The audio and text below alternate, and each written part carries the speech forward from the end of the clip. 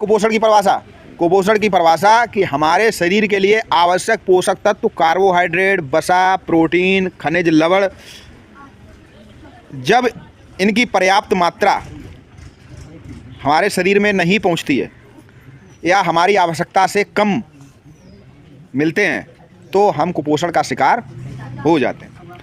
कुपोषण के कारण क्या हैं? तो उसके कई कारण हैं। एक तो अल्प पोषण, ये कम मिल रहा है।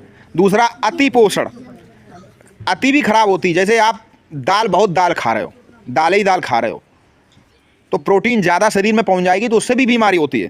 तो कभी ये ना समझो कि कम मिलने से केवल कुपोषण होता है, ज़्यादा भी। ज़्यादा आलू खाओगे तब भी आप बीमार पड़ोगे।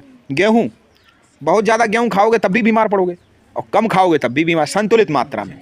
इसीलिए तुम्हारी थाली में लगभग 3-4 प्रकार के पोषक तत्व एक बार में होने चाहिए। ये नहीं कि आलू उबाले और आज नमक मिर्च मिला के और वही पेट भर लिया, और आलू खेतों में हो रहा वही आलू खा रहे, बीमार पड़ जाओगे। कुपोषण। दूसरा होता भोज्य पदार्थों में मिलावट।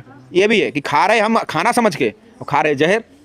जैसे कि घी में मिलावट, दूध में मिलावट, मसालों में मिलावट, चावल में मिलावट, आटा में मिलावट, तो ये भी कुपोषण का कारण बनता। जनसंख्या वृद्धि, ज़्यादा लोग होंगे, जनसंख्या ज़्यादा होगी तब भी हमको पर्याप्त पोषण नहीं मिलेगा। अस्वच्छता में क्या होता है कि अगर स्वच्छ नहीं रहेंगे तब भी कुपोषित हो जाएंगे। अज्ञानता, क्या खाएं क्या ना खाएं, ये भी। तो कुपोषण से हमारा शारीरिक स्वास्थ्य कमज़ोर होने के साथ साथ मानसिक और बौद्धिक स्वास्थ्य भी खराब। स्वस्थ शरीर में ही स्वस्थ, तो ये आपको याद होना चाहिए। कुपोषण का प्रभाव क्या होता, क्योंकि महत्वपूर्ण प्रश्न है कि वजन कम होता है, पढ़ाई में पिछड़ जाते हैं, दस्त बार बार होते हैं, शारीरिक मानसिक कमजोर होती, बुखार बार बार आता है, मांसपेशियों का क्षरण होने लगता है, हड्डियां कमजोर होने लगती। तो जिसको बार बार बुखार आए समझ लो वो कुपोषित बच्चा है।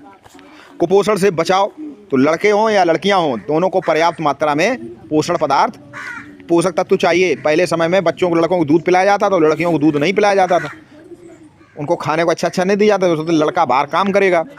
तो लड़के हो या लड़की, लड़कियों को खासकर आयरन की गोलियाँ खानी चाहिए, ठीक है। इसके साथ साथ खेल कूद, दोनों को खेलने का अवसर देना चाहिए। तो कुपोषण से होने वाले रोग कौन कौन से हैं? तो क्वाशियोरकर, ठीक है। इसमें क्या होता है, शरीर में वृद्धि रुक जाती है, बच्चा वही ठिनगा बना रहता है, एक प्रकार का क्वाशियोरकर। पेट निकल आता है, पैर दुर्बल होते, पेट निकल आता है, त्वचा रूखी, बाल भूरे, ये क्वाशियोरकर के लक्षण है। प्रोटीन की कमी से होता है। दालें, सोयाबीन, मूंगफली ये सब खाओ। मेरास्मस क्या होता है, ये भी वही चीज़ है। दुर्बल, कांतिहीन शरीर, धसी हुई आँखें, त्वचा पर झुर्रियाँ, त्वचा रूखी, बाल भूरे, ये प्रोटीन और कार्बोहाइड्रेट। तो क्वाशियोरकर और मेरास्मस लगभग एक जैसी बीमारी, लेकिन क्वाशियोरकर जो होता है वो प्रोटीन की कमी से होता है। मेरास्मस जो होता है प्रोटीन और कार्बोहाइड्रेट दोनों की कमी से होता है। उसके बाद एनीमिया। एनीमिया क्या होता है? लोहे, आयरन की कमी, ठीक है। तो हरे पत्तेदार सब्जी खाओ। घेंगा रोग, नमक की कमी से, आयोडीन की कमी से गला फूल जाता है, गले में गांठ जैसी बड़ी निकल आती है। रतौंधी रात में दिखता नहीं है, तो यही गाजर, दूध, हरी मटर, ये सब चीज़ें खाओ। हरी मटर तो 100 रुपये है। हरी पत्तेदार सब्जियां खाओ।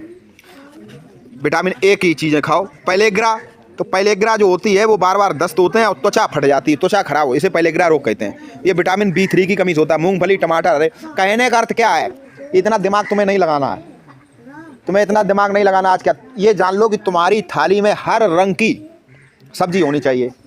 ऐसे समझो, सफ़ेद भी होना चाहिए जैसे दूध, दही, मूली, पीला भी होना चाहिए जैसे कि दाल, कड़ी है, लाल भी होना चाहिए कि जैसे टमाटर, हरा भी होना चाहिए, हरी मिर्च, हरी पत्तेदार सब्जियां, हर रंग की चीज़। काला भी होना चाहिए, काले तिल के लड्डू। कहने का मतलब है कि थोड़ा बहुत, अगर एक रोज़ ना हो तो सप्ताह में हर रंग की एक कुछ ना कुछ चीज़ें खाओ, ठीक है। हाँ, तो ये था पहला पार्ट आपका कुपोषण, ठीक है। हाँ, ये बहुत ही महत्वपूर्ण पार्ट है, पहला पार्ट है, क्योंकि स्वस्थ शरीर में ही स्वस्थ मन का निवास होता है। तो ऐसे ही क्वेश्चन आएंगे कि रतौंधी की कमी, रतौंधी किसकी कमी से, एनीमिया, रिकेट्स किसकी कमी से, घेंगा किसकी कमी से, तो सब तुमको याद करना पड़ेगा।